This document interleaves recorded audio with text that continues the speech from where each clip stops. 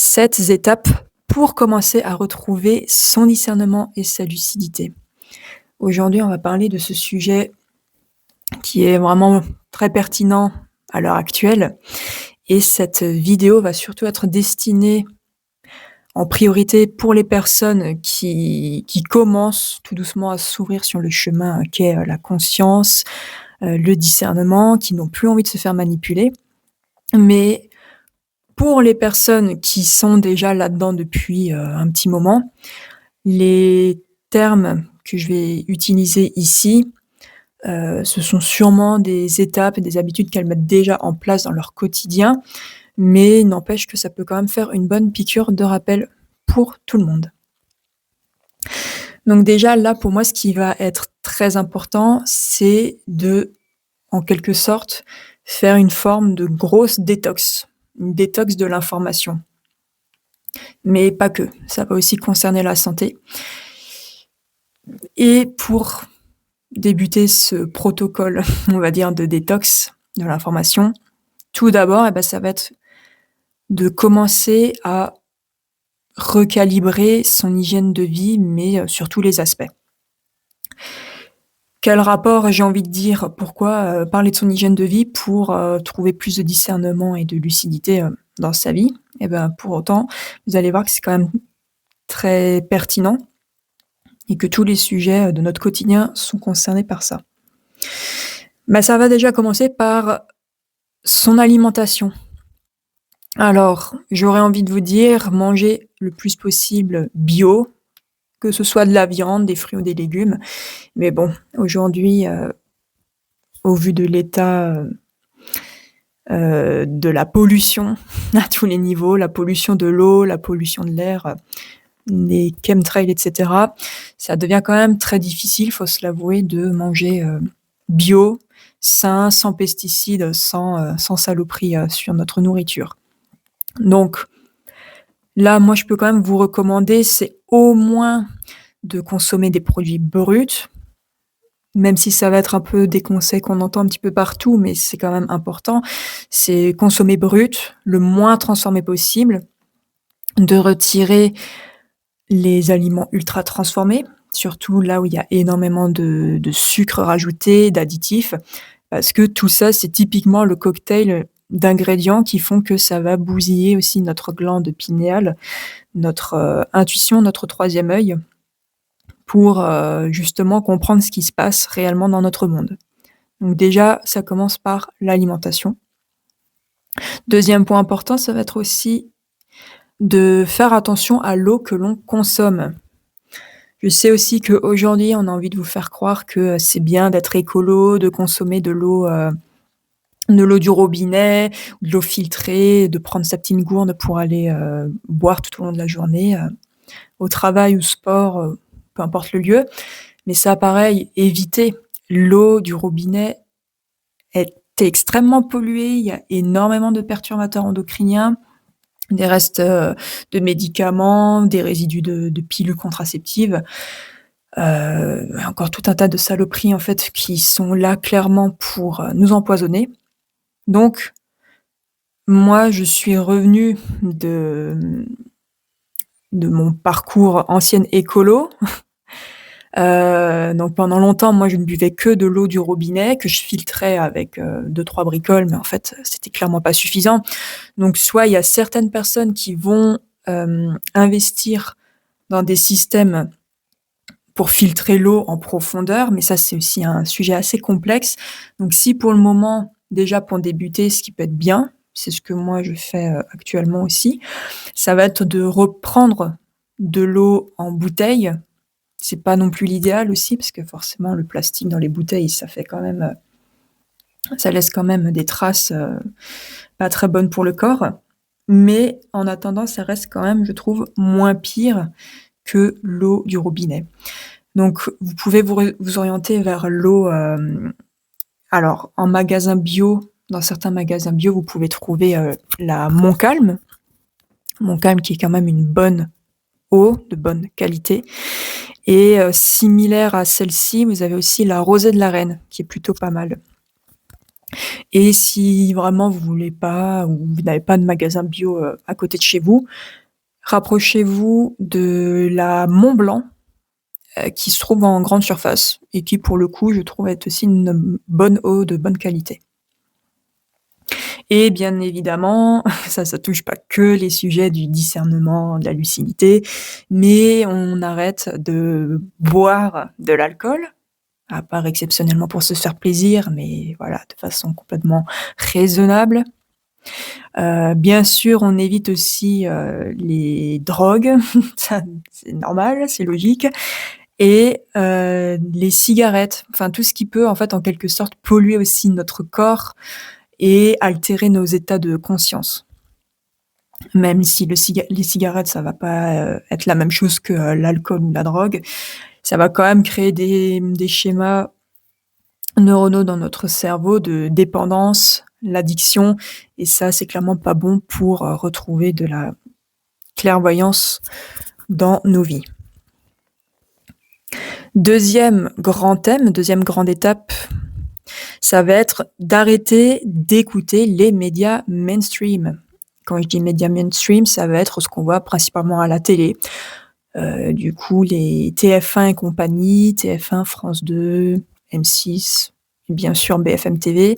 Ça, on arrête. Ça, c'est clairement du poison pour votre âme. Vous n'avez pas à regarder ça. Tout est faux, tout est manipulé, tout est propagande. Donc, par pitié, arrêtez de regarder ça. Ça, c'est vraiment même presque tout aussi important que la première étape sur l'hygiène de vie.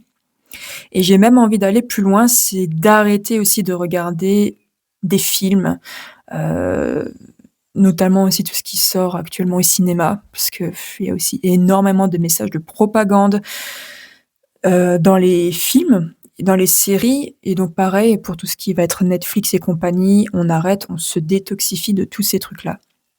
Bien évidemment, je sais qu'il y a quand même certains bons films ou documentaires qui passent entre les mailles du filet et qui peuvent être intéressants à voir, mais comme dit, pour déjà commencer cette détox, on arrête tout ça, on jette sa télé à la poubelle presque, j'ai envie de dire. Mais ouais, faites le ménage au niveau de la qualité des informations qui rentrent dans votre esprit. Troisième étape, là, ça va concerner les femmes. Là, ça va être d'arrêter de prendre des moyens de contraception. Et je parle surtout, là, pour cette vidéo, de tout ce qui va être pilule contraceptive, de tout ce qui va être implant, stérilet, bien sûr, et pas forcément, parce qu'il y a certaines personnes qui vont dire: «Oui, mais bon, quand c'est un stérilet, en cuivre, il y a pas d'hormones, donc il y a moins de danger pour le corps, pour la santé».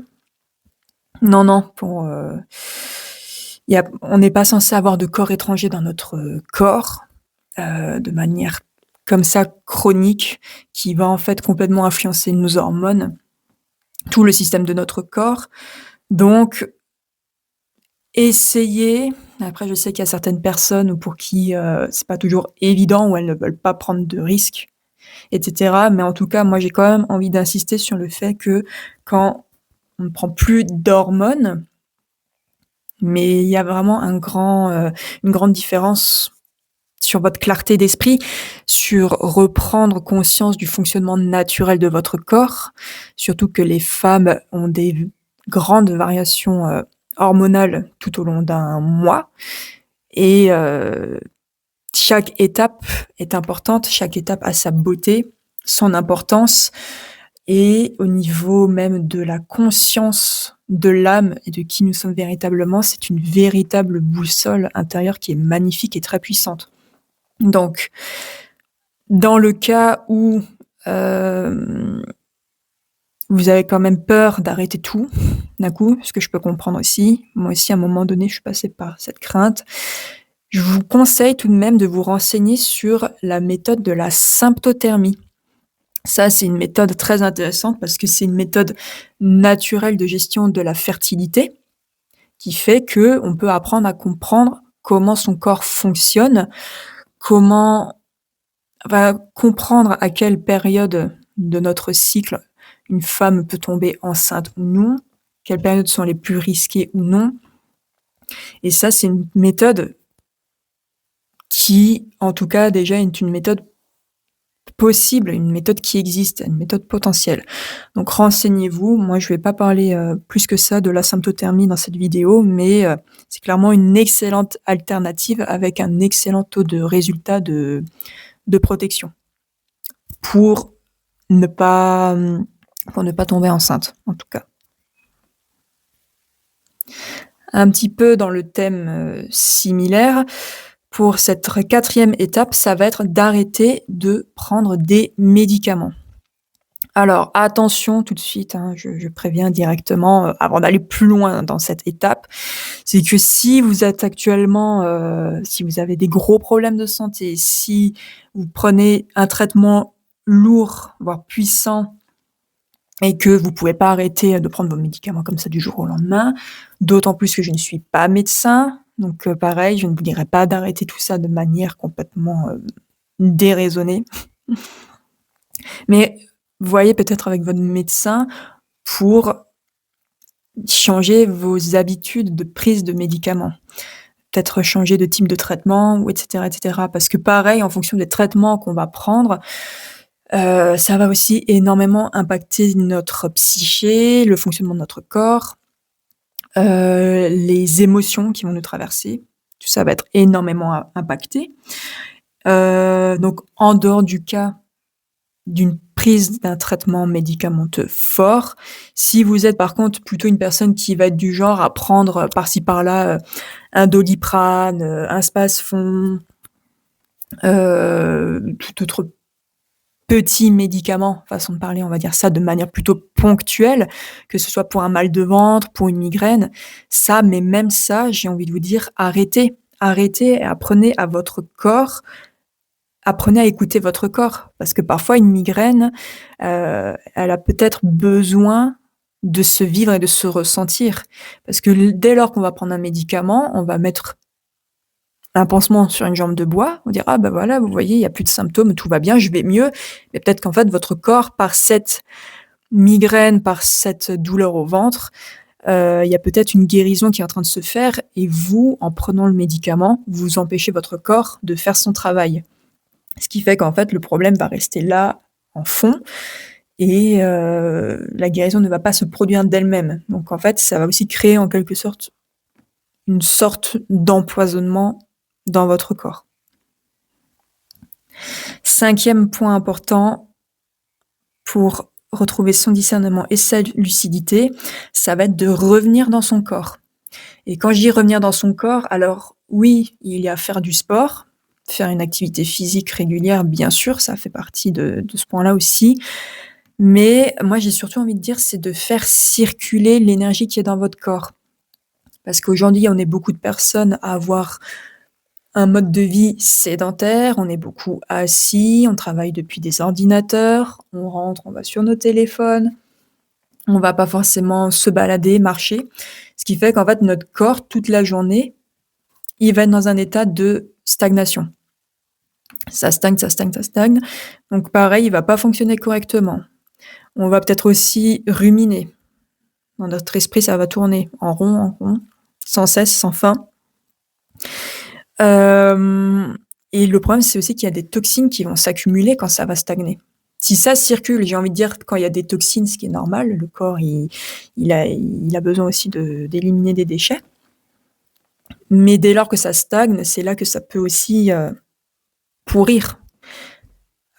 Psychiquement, dans le corps, physique et cetera. Donc pour revenir dans son corps, donc OK, il y a le sport, l'activité physique régulière, mais j'ai même envie aussi de parler de tout ce qui va être les massages. Que ce soit faire de l'automassage, donc se masser soi-même, d'aller se faire masser par quelqu'un, parce qu'il y a énormément de déchets dans notre corps qui peuvent être dans les tissus, dans les muscles profonds, dans la lymphe aussi. La lymphe, c'est un sujet très important. Donc voilà, revenez dans votre corps, faites circuler toute cette énergie, on enlève toute cette stagnation et vous verrez à quel point vous allez déjà retrouver un meilleur état de bien-être général, mais aussi une grande clarté dans votre esprit. 6e étape, passer des moments dans le silence. et je parle bien du véritable silence. Ça veut dire qu'on peut clairement, se poser dans son lit, se poser dans son canapé et rester sans rien faire. Ça veut pas dire: «OK, ben, je reste au calme, mais je vais quand même continuer à scroller sur mon téléphone, à regarder un petit peu ce qui se passe, à lire un bouquin ou autre». Non, là, j'insiste bien sur le fait que c'est rester dans le silence, dans le calme, ne faire aucune activité et laisser le corps clairement, en fait, se reposer, se régénérer parce que c'est cet état-là aussi de vide, de stimulation, de vide d'activité qui va aussi nous aider clairement à laisser des idées venir vers nous, des idées qui vont peut-être nous traverser l'esprit.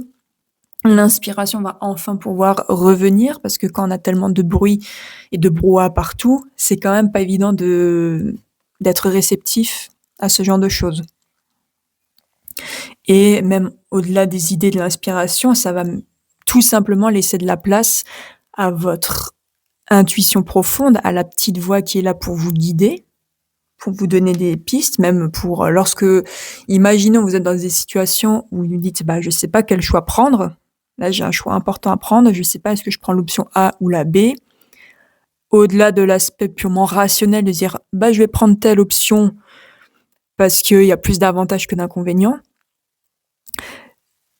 Au fond de nous, cette petite voix sait réellement quel choix prendre, sans avoir à tout poser sur papier.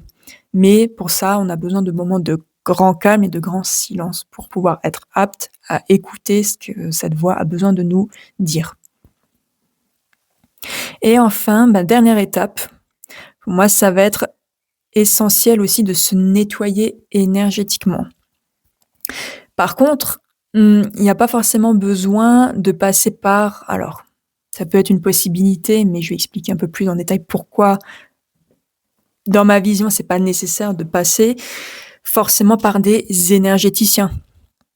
Alors OK, vous me dites: «Oui, tu te dis, faut se nettoyer énergétiquement, mais il faut pas avoir un énergéticien». Ça peut, mais pas toujours. Parce que je trouve quand même que dans les pratiques simplement, énergétiques, les énergéticiens ne vont pas forcément traiter ou réussir à aller traiter la racine d'un problème.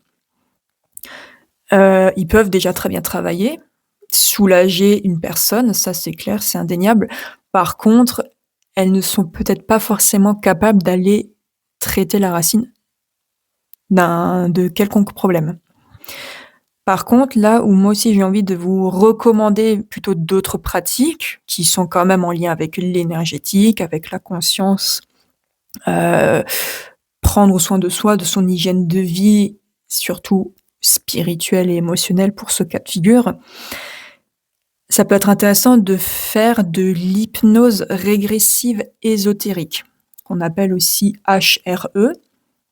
Et pour ça, je peux vous conseiller, donc moi, c'est des chaînes YouTube que je suis déjà depuis un bon moment, hem, qui sont des spécialistes sur aussi tout ce qui va être le déparasitage énergétique, qui vont vraiment aller pour eux, je trouve, au cœur des problèmes, surtout quand c'est des schémas, qui stagnent et qui se répètent dans vos vies.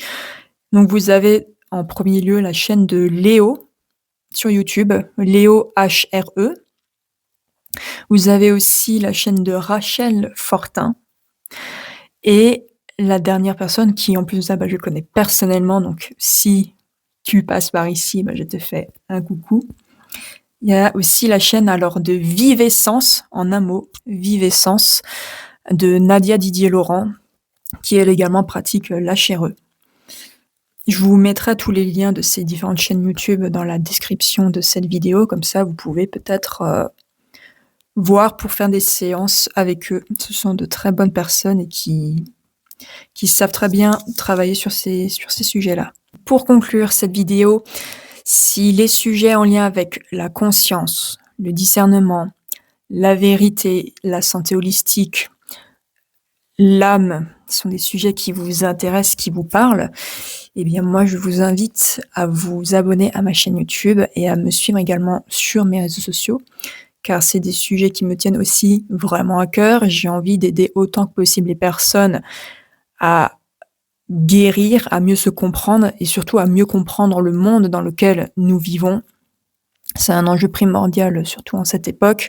Donc si tout ça vous intéresse, abonnez-vous à mes réseaux sociaux. Je vous mets également la liste de mes réseaux dans la description de la vidéo. Si vous ressentez l'appel de réaliser un accompagnement plutôt personnalisé dans cette quête, si on peut dire ça comme ça, dans cette quête et dans ce chemin qui est la conscience, eh bien vous pouvez aussi me contacter par mail pour qu'on puisse potentiellement travailler ensemble. Et si vous voulez avoir plus d'informations sur mes méthodes d'accompagnement, sur les problématiques sur lesquelles je peux vous accompagner, eh bien moi je vous invite à consulter aussi mon site internet, qui pareil est en description, www.julia-minardi.com, pour en apprendre aussi davantage sur mon activité d'analyste comportementale.